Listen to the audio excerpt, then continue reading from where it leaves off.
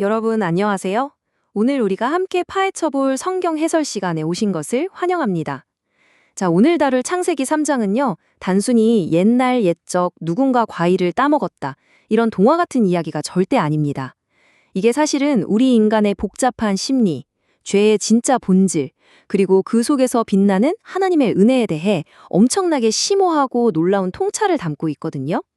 벌써 흥미롭지 않으신가요? 바로 시작해 보겠습니다. 오늘 다룰 핵심 주제들입니다.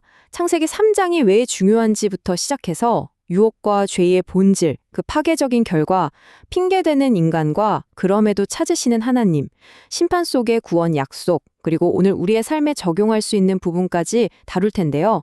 인류가 가진 이 오래된 영적 질병의 기원부터 하나님이 마련하신 궁극적인 치료제가 도대체 무엇인지 단계별로 아주 명확하게 짚어보겠습니다. 자, 그럼 바로 첫 번째 주제로 들어가 보죠. 1번, 창세기 3장이 왜 중요한가? 도대체 왜 이 짧은 한 장이 성경 전체의 서사를 완전히 바꿔놓는 결정적 토대가 되는지 살펴보겠습니다.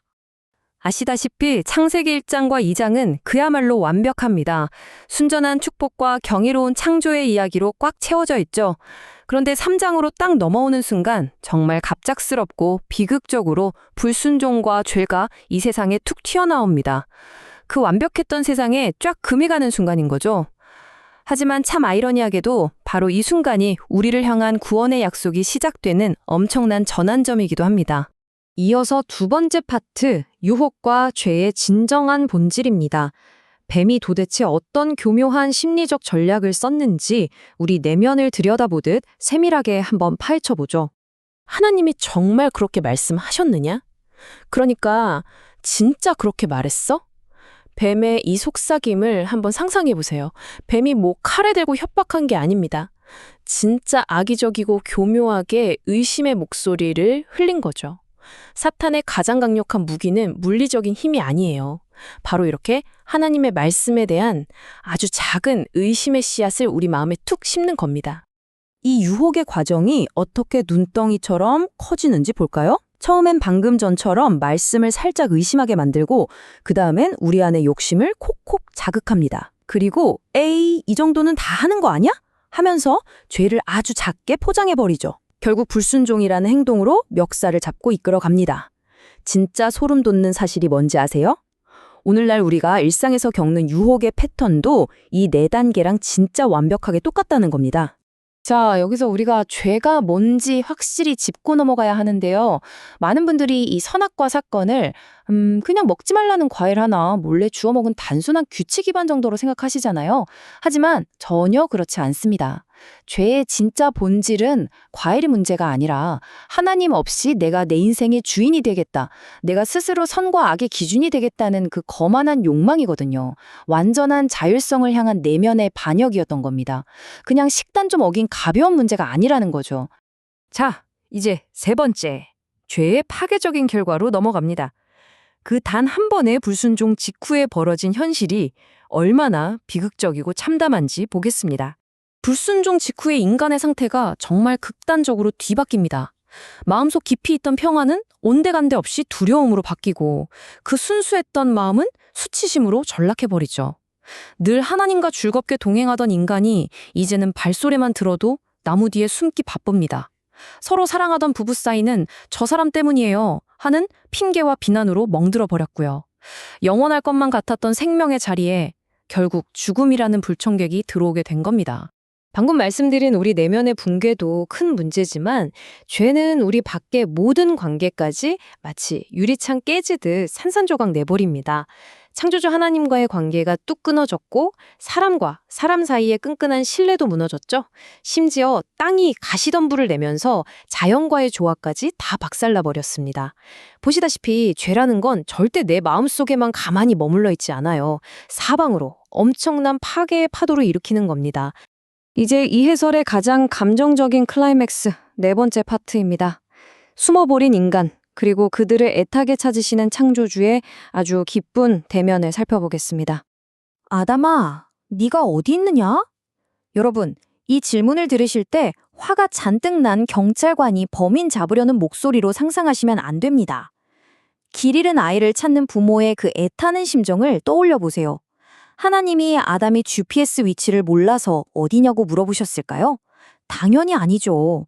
지금 네 영혼의 상태가, 네 현주소가 대체 어디로 떨어져 버렸냐고 묻고 계신 아주 깊은 자비와 긍휼이 담긴 부르심이었습니다.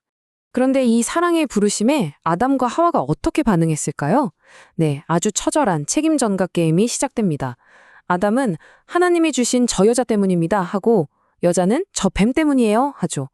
솔직히 우리도 평소에 이러지 않나요? 끊임없이 남 탓, 환경 탓하면서 내 잘못은 쏙 빠져나가려고 하잖아요. 하지만 이거 하나는 확실히 기억하셔야 합니다. 내가 내 죄를 솔직하게 인정하고 책임지지 않는 한 영적인 회복은 아예 시작조차 될 수 없습니다. 자, 이제 분위기가 절망에서 희망으로 확 반전되는 지점입니다. 5번째, 무서운 심판 한가운데서 주어지는 하나님의 완벽한 치료제, 바로 구원의 약속입니다. 먼저 원죄라는 개념을 좀 쉽게 정리해 볼게요. 에덴 동산에서 벌어진 이 사건은 그냥 그들만의 옛날 해프닝이 아닙니다. 지금 우리를 포함해 모든 인류에게 퍼져버린 아주 뿌리 깊은 영적 질병의 시작점이에요. 이 원죄가 명확히 증명하는 건 딱 하나입니다. 우리 인간은 스스로의 힘으로는 절대 완벽해질 수 없고 100% 하나님의 은혜가 절대적으로 필요한 존재라는 사실이죠.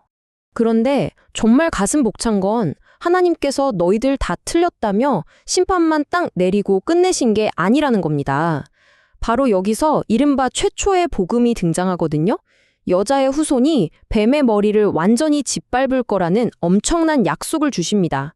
그러니까 인간이 다 망쳐버린 그 우주적인 비극의 한가운데서 하나님은 벌써 궁극적인 구원자, 곧 장차 오실 예수 그리스도라는 첫 번째 희망의 빛을 쫙 비춰주신 겁니다. 대단하지 않나요? 그리고 이 구원의 약속을 아주 시각적으로 쾅 찍어 보여주는 장면이 나옵니다. 바로 가죽옷인데요. 아까 인간이 스스로 자기 부끄러움을 가려보겠다고 무화과 나무 잎을 엮어 입고 있었잖아요.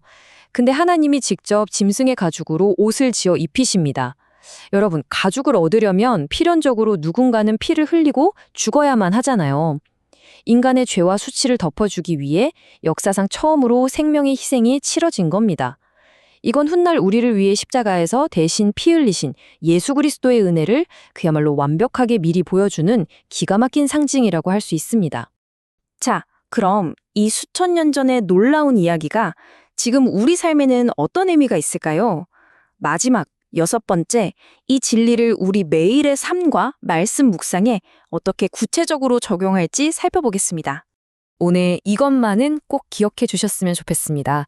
첫째, 죄는 아주 작고 사소한 의심에서 싹틉니다. 그러니까 늘 말씀으로 우리 마음의 문단속을 철저히 해야겠죠. 둘째, 살다 보면 우리도 아담처럼 실수하고 넘어질 때가 있잖아요. 그때 제발 하나님을 피하거나 숨지 마세요. 부끄러워도 기도의 자리로 뻔뻔할 만큼 당당히 나아가야 합니다. 셋째, 하나님은 아담이 타락한 바로 그 순간에도 회복을 준비하셨습니다. 여러분이 지금 어떤 절망적인 상황에 있든 하나님은 여러분을 향한 그 구원의 계획을 절대 포기하지 않으십니다. 오늘의 핵심을 담은 암송 말씀입니다. 창세기 3장 9절, 여호와 하나님이 아담을 부르시며 그에게 이르시되 네가 어디 있느냐. 에덴 동산 그 어두운 나무 그늘 속에서 두려움에 떨고 있던 아담을 애타게 부르셨던 그 자비로운 목소리가 오늘 이 해설 시간을 함께하고 계신 여러분을 향해서도 동일하게 울려 퍼지고 있다는 사실을 꼭 마음에 새기셨으면 좋겠습니다. 이제 여러분께 마지막 질문 하나를 던지며 오늘 시간을 마무리할까 합니다. 여러분은 지금 얄팍한 핑계라는 나뭇잎 뒤에 여전히 숨어 계시겠습니까? 아니면 오늘 하나님이 여러분을 위해 직접 지어놓으신 그 은혜와 회복의 가죽옷을 입고 당당히 빛 가운데로 걸어 나오시겠습니까? 이 질문 오늘 하루 마음속에 깊이 품고 묵상해 보시길 바랍니다. 다음 시간에도 우리의 영적 호기심을 깨워줄 아주 흥미로운 해설로 다시 찾아오겠습니다. 함께 해주셔서 진심으로 감사합니다.